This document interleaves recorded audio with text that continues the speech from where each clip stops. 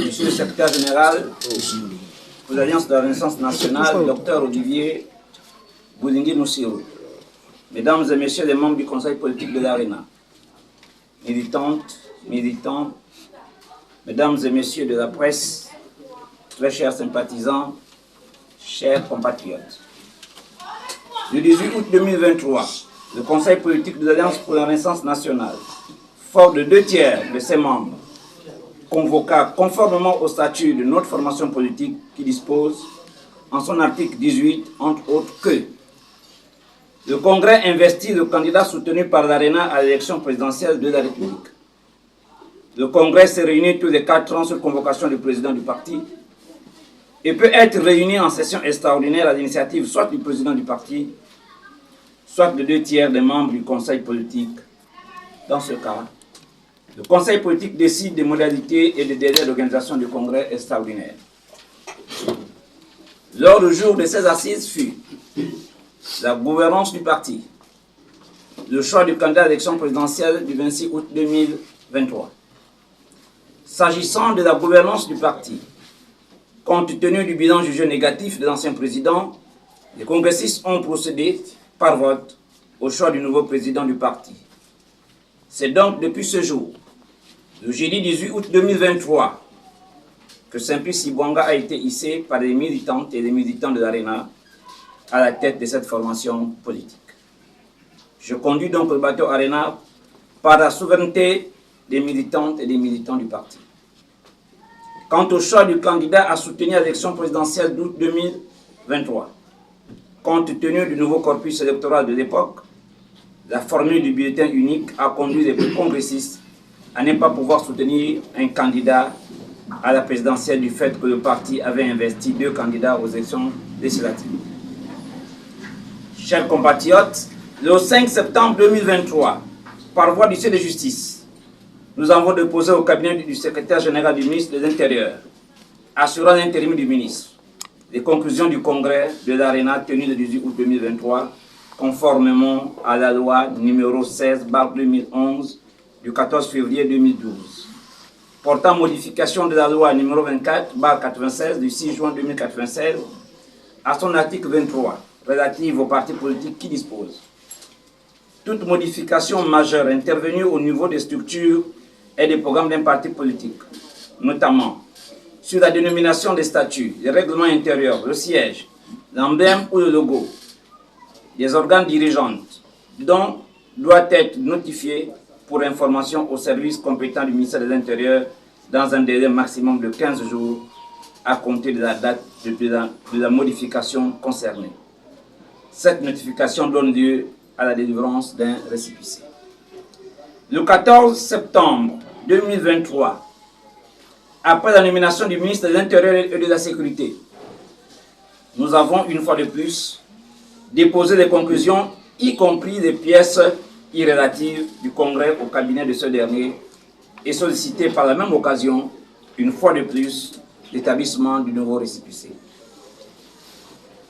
C'est 8 mois plus tard, dans une correspondance teintée de dédain, que le ministre de l'Intérieur et de la Sécurité, par la plume de son secrétaire général, nous répondra, faisant donc fi de la volonté des militantes et des militants de l'ARENA de mettre fin au pilotage à vie. Cette réponse a conforté une certaine imposture au plus haut niveau de notre parti. Aujourd'hui, il convient de chefs de rappeler aux autorités du ministère de l'Intérieur et de la Sécurité que l'Alliance pour la Renaissance nationale n'est pas à l'actif d'une tierce personne, d'un groupe d'amis, encore moins d'une famille, comme nous le constatons depuis un certain temps. Cette gestion émotionnelle de la situation de notre parti doit prendre fin pour laisser place au droit, aux principes qui régissent les partis politiques en République gabonaise. Chers compatriotes, ayons de la mesure aux différentes postures quand nous sommes en fonction. Aujourd'hui, c'est vous. Demain, ce sera quelqu'un d'autre. Et pourquoi pas nous? Le 15 juin 2023, alors tout puissant directeur de cabinet du distingué camarade, Sieur Syriac Mvoranjami, méprisa une frange de la classe politique gabonaise de l'opposition. moins de 2 mois, l'histoire nous apprend qu'il fut emprisonné et d'être méprisé à la tête du gouvernement de la transition. Comme me le rappelait un sage en Vengue village à Fonceville, dans la province du Haut-Ogooué, dans ma tendre enfance, le coq chante à 16 heures.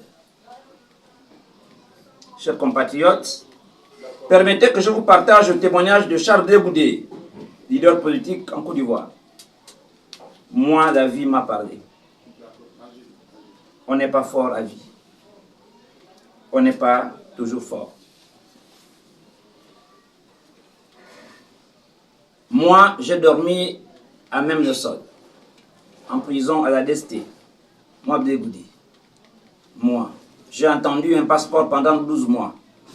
Moi dont le petit coup de fil auparavant pouvait donner un passeport à quelqu'un en un jour. Dieu nous parle, la vie nous parle, moi la vie m'a parlé.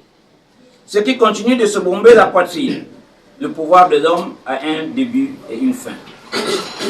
Il faut tendre la main. Le pouvoir de l'homme a un début et une fin. Le seul pouvoir infini, c'est le pouvoir de Dieu. C'est pour cela, quand tu as le pouvoir, il faut tendre la main à l'autre. Pour que le jour où ton pouvoir finit et que pour lui commence, il t'étende lui aussi la main. Je vous parle avec expérience. J'ai dormi nu dans une cellule de prison. J'ai fait des jours sans manger. On n'est pas fort à vie. Pour terminer cette question, je nous invite à méditer sur les doubles postures de Bassirou Diomaye Faye et d'Ousmane Sonko du côté du pays de la Teranga, avant le 16 mars 2024 et après cette date. Chers compatriotes, le 30 août 2023, les forces de défense et de sécurité de notre pays, réunies au sein du comité de transition pour la restauration des institutions, CTRI, ont mis fin au régime Ali Bongo Ondimba qui, en 14 ans de règne, s'est illustré par une gestion chaotique de notre pays. Depuis cette prise du pouvoir par le CTI, plusieurs secteurs d'activité connaissent un véritable essor, notamment le secteur du BTP, avec la construction de plusieurs routes à travers le territoire, le secteur de l'économie, avec l'augmentation des recettes douanières et fiscales, la restitution des participations indues dans le groupe Sekagadis, la prise d'action dans Afrijet, dotant ainsi notre pays d'une compagnie aérienne, le rachat de la compagnie pétrolière Assala, la publication de la liste des entreprises véreuses par la Task Force et la prise de l'arrêté numéro 12/24/MPE qui marque un signe fort sur la lutte contre la cherté de la vie. Cependant, s'agissant de la restitution des participations indues dans les entreprises et la Task Force, il est constaté une impression d'inachevé des mesures de restitution des participations indues, une impression d'essoufflement sur les dossiers de la Task Force. Quant à l'arrêté numéro 12/24/MEP, pris par le ministre de l'économie au sujet de la lutte contre la cherté de la vie, il est observé que certains produits de première nécessité, notamment le riz, le sucre et le sac de ciment, pour ne citer que ces trois, connaissent une augmentation vertigineuse. Le sac de riz de 12 kg vendu à 7 500 il y a quelques mois est désormais à 10 100 francs. Le paquet de sucre de 900 francs CFA est à 1500 francs CFA. Et le sac de ciment qui était désormais à 4500 est revenu à 5000 francs CFA chez certains commerçants véreux. Suite à ces constats déplorables avilissant le panier de la ménagère, le gouvernement est invité à mettre un accent particulier sur l'application sans faille et sans délai de l'arrêté numéro 12/24/MPE. Pour cela, il faut augmenter le nombre de contrôleurs sur le terrain.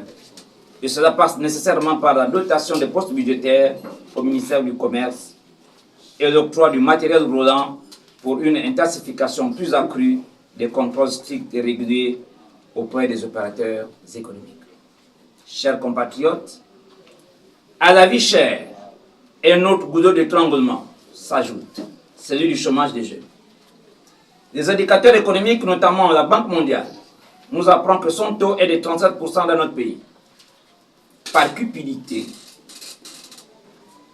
le régime déchu avait décidé de geler pendant 10 ans les recrutements et les concours dans la fonction publique. Aujourd'hui, la situation est intenable et ces individus, après avoir tué l'avenir de nombreux compatriotes, viennent donner des leçons de gouvernance au CTRI. Monsieur le Président de la République, votre main tremble.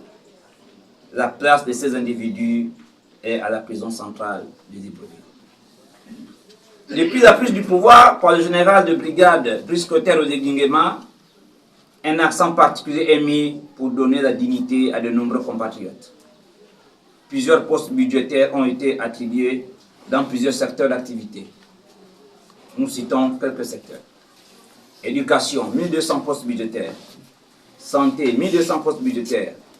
Communication, 500 postes budgétaires. Habitat, 300 postes budgétaires. Agriculture, 200 postes budgétaires. Et l'ouverture des concours ENA, EPCA, INGS, École du cadastre, École des eaux et forêts, pour ne citer que ces derniers, avec un nombre de places battant tous les records. À ces efforts, nous suggérons que le projet Un jeune, un métier, initié par un groupe de compatriotes et géré par la mairie de Port-Gentil, soit rendu national. En effet, en séjour dans cette ville, il y a quelque temps, nous avons pris connaissance de ce projet qui consiste à faire former par les opérateurs économiques des jeunes Gabonais sans métier. À la fin de cette formation, ils seront soit embauchés par ces opérateurs, soit seront rendus autonomes. Par ailleurs, depuis le coup de libération, plusieurs milliards de francs CFA ont été récupérés dans les 2006 de plusieurs responsables liés à la famille Ali Bongo Ondimba, notamment Madame Sylvia Bongo Ondimba, Monsieur Noureddine Valentin Bongo Ondimba, Monsieur Park, les frères Oseni et Monsieur Yann Ngoulou et Monsieur Yann Gislain Ngoulou. À ce jour, sauf argument contraire, ce sont les seules personnalités chez qui on a trouvé des fortes sommes d'argent. Et d'ailleurs, la presse en a fait son chou gras. Ali Bongo Ondimba a fait 14 ans au pouvoir. Comment peut-on nous faire croire que ce sont les seuls qui ont amassé malhonnêtement des deniers publics? Si tel est le cas, cela donne l'impression que cette bande de mafieux gérait le pays seul. Or, nous savons qu'en 14 ans, il y a eu des premiers ministres, des membres du gouvernement, des directeurs généraux du budget et du trésor public, pour ne citer que ce dernier, de tous. Seuls Léon Abel Bunda Badondi et Vincent de Paul Massassa qui sont incarcérés. Les autres, Rouge Carrosse et Nargue du peuple gabonais, ils se sont baignés dans les eaux du Jourdain. Certains, pour ne pas dire le grand nombre, sont promus par le CTRI. Finalement, de qui se moque-t-on?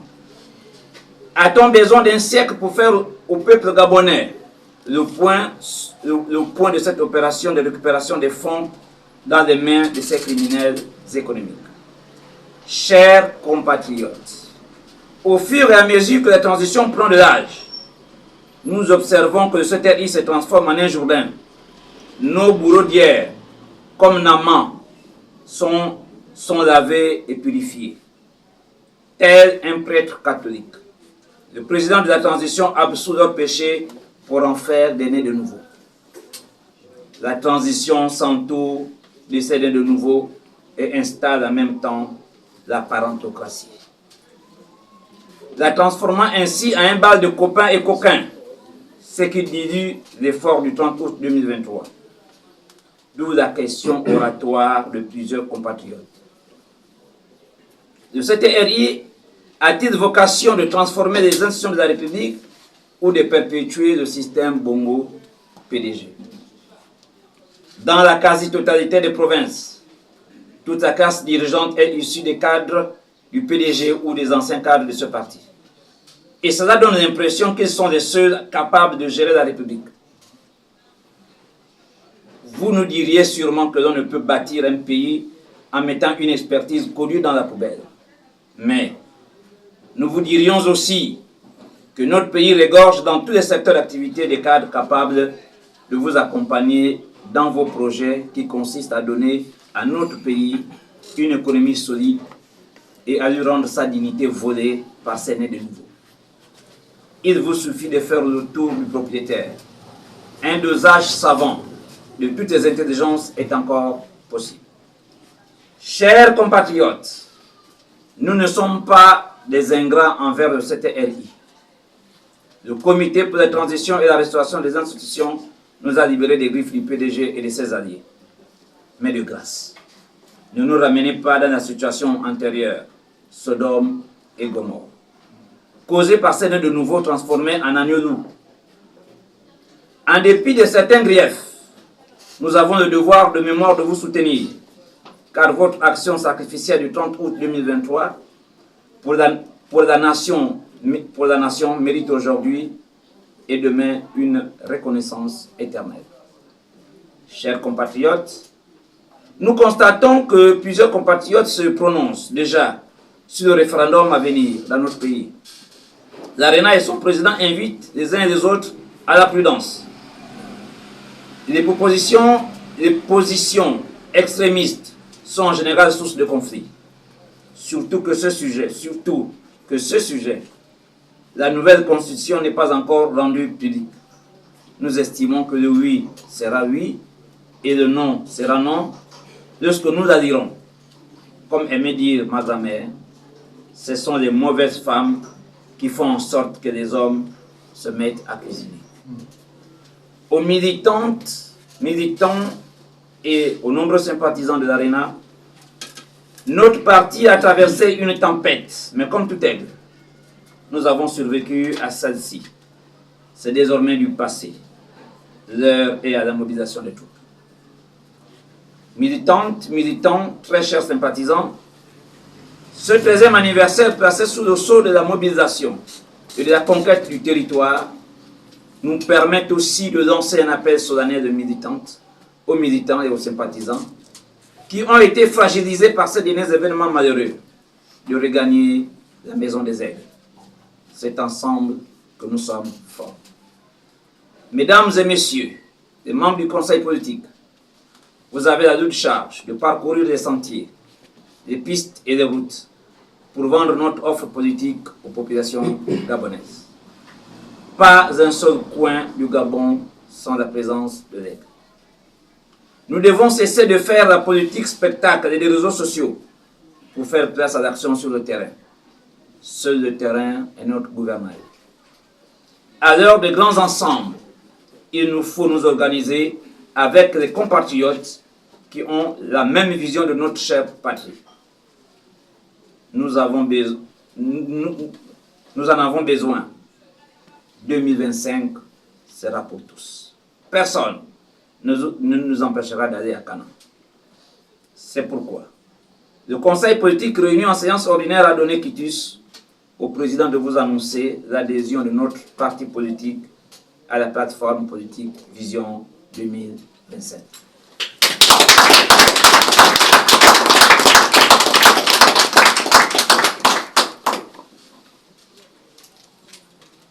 C'est pourquoi le Conseil politique réuni en séance ordinaire a donné quitus au président de vous annoncer l'adhésion de notre parti politique à la plateforme politique Vision 2025.